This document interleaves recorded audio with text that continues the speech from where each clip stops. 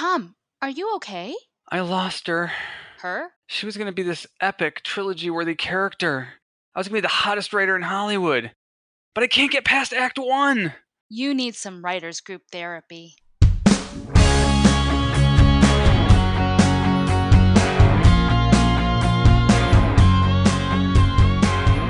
Hello and welcome to Writers Group Therapy. I'm Tom. And I'm Roshni.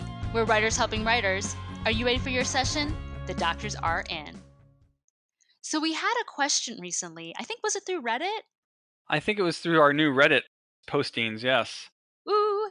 So a listener asked, how do you transition into becoming a professional writer? That's kind of an interesting question because from what we know, there is really no one way to break in. Oh, there's so many things. We have so many people we know from people in our writers group and people that we've interviewed on the podcast or have come to our writers group to speak to us or who we've met through all our other interactions that they've all done different things and they're all on the same path though. Yeah, I mean, so for us, we're writers and we also produce. And for Tom, especially as a writer, you're gaining traction because your two films have done so well on the film festival circuit. And I know people who have had films on the film festival circuit and it's led to show offers. So that could totally happen in your future. Also for Tom, you placed very far in a contest and you got some visibility through the PlayStation contest. So now agents and managers are kind of like, looking at you. Yeah, So open some doors there. that's one way. Other people we know have done the traditional, I'm a writer's assistant in the writer's room, and then I kind of work my way up. That's one way of doing it as well. Not as guaranteed a route as it used to be. I had a friend who was she actually was an assistant on CSI. I think it was Hmm. CSI Miami, and Oh, they even produced one of her shows. Actually, no, it was the original CSI because it was with Lawrence Fishburne when he took over the head of the department. okay. But then at the end of the season they just lay everybody off and you wait for the renewal and that was it. She was done, and she couldn't get back in then. And even though she'd worked on the show for years as an assistant, and she'd actually written an episode that they used, she was completely shut out. So, and she had to basically start networking all over again. So yeah, I mean, but that would have been like the quote unquote traditional tried Right. and true method. Did not But pan out. yeah, and then another friend of ours, Jimmy, he wrote for Star Trek and he got in by the most random way. I believe he worked as a security guard and he Hmm. somehow caught one of the producer's ears with a pitch. Random. And then he Very went random. on to be like the most produced freelance writer on Star Trek ever, or something like that, with like 7 or 8 episodes. Yeah, so there really is no one path. Other stories that we've heard, now these are not people I know personally, but Rachel Bloom was a YouTuber, and then she caught somebody's eye, and that's how Crazy Ex-Girlfriend came about. Stevie Ryan, who I did work with on her show on VH1, sketch comedy, same thing. She was a YouTuber, and apparently, the gentleman who is behind Dear White People, that started out as a series of tweets. So Really? yeah, he was tweeting in the character's voice, and that's how he built his audience, which led to the film, which led to the show. He's had mentors along the way. I believe he did Project Involved through Film Independent as well. So I'm guessing he probably honed it a little bit there. But yeah, it completely started out in a very random spot. So there, like I said, there really is no one way. So we thought it might be interesting to talk about the best advice we've heard on the road to becoming a professional writer. Yeah. Some of the best advice I got was from Mark Zickery, who we've both met through the table networking group here. His biggest advice is to create evidence that you can do what you say you can do. So you can write a script. Well, then can you produce it? And then you have something to show for it. You start to build evidence, or even writing contests. If you win a contest or two, now you have some evidence people have liked your work. So that's his best advice, is to go out and do it and create it so that people can see that you are real and that you're capable. Yeah. And I can't remember if I've mentioned this before on the podcast, but a couple years ago, a friend and I went to like a meet and greet with the gentleman who wrote Princess and the Frog. And he had a really interesting piece of advice. I guess when he was first starting out, he had a really hot script. I can't remember the genre. We'll just say like action or something. So he had a really hot action script, and everybody in Hollywood wanted it.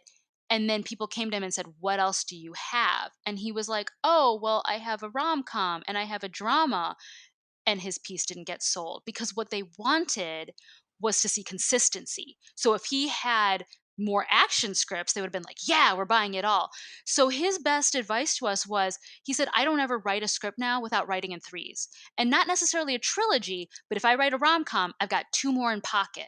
So when people say, what else do you have? He can show them a consistent body of work within the same genre. Cool. I Another piece of advice I had was if you can't get the movie made, make something else. So make a sizzle reel or a short. Make a write it as a novel. I've heard of several people who have taken their screenplays and turned them into novels, which have done really well, like on Amazon. And then now you have a hit book that you can turn around and sell the rights to make the movie. Or you could do a graphic novel. A lot of people have done that. You do a cool looking graphic novel, and that's an instant sales pitch right there. But I mean, definitely do it because you love that form also. Don't just write a graphic Sure. novel just because it'll make me money, Yeah. I mean, No, and actually, one of my friends does a lot of work in graphics and comics. He's actually done several really successful comics that he funded through Kickstarters. But he says, don't. Yeah, he said the same exact thing you did. Don't make a comic because you're trying to get your movie made. Make a comic because you think it'll be a great comic. yeah. Yeah. So how about for you personally, what advice would you give? Oh, persistence, don't give up. I actually met Edward James Olmos at I think it was at WonderCon when it was here in LA a couple years Mhm. ago, and he was just sitting at a booth. Just no one was even bothering. He was just sitting there by himself, and I just walked up to him and I recognized him and I told him I was a fan of his work. On he was on Battlestar Galactica, the remake, and we just chatted for a while. And and he just his advice to me was don't give up. He's like, keep at it. And if Edward James almost tells you that, then you have to do it. I think for me right now, so as a result of the diversity showcase. Well, okay, so let me back up. I decided that 2018 would be my year of focusing on writing. And so by the end of 2017, I was finishing and polishing up some of the feature films I had. I wrote a spec script for Superstore to submit to contests because I knew those deadlines were coming up. And I had written a comedic pilot, TV pilot as well, also just to have in pocket and to send out for contests and stuff. So I actually had a pretty good size body of work, and now I'm focusing on some other dramas and stuff that I wanted to write as well. And so, as a result of the diversity showcase, an agent contacted me and said, "Hey, what else do you have?" So I sent her two sketches that we had produced, and I also sent her the links, and I said, "Hey, these were produced." And I mentioned in my email back to her, I also have a couple rom-coms that I'm working on that are in rewrites and whatnot. And she said, "Oh, I'd love to see them."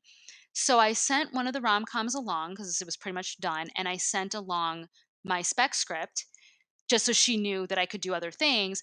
And then she wrote back, "Oh, have you ever written an original TV show?" And I said, "Why, yes, I have." So I was able to send that to her and then also say, "By the way, I'm going to send you, that other script I promised you by the end of the week."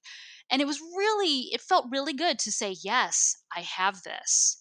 But if I hadn't worked on making sure my portfolio was complete, then I would be choking right now.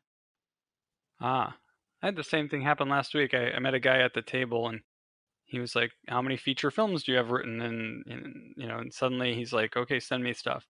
So Have it you have ready. to have that stuff ready to Have go. it ready for sure. And if you don't have it ready, then you don't submit to agents and managers and try to sell anything. You need to have your stuff ready for sure. So be Be prepared. prepared. So how about for all of you? What's some of the best advice you've ever gotten? Let us know at WG Therapy. You can also find us online at writersgrouptherapy.com. And if you like what you hear, subscribe and share it with your friends. We'll see you next week.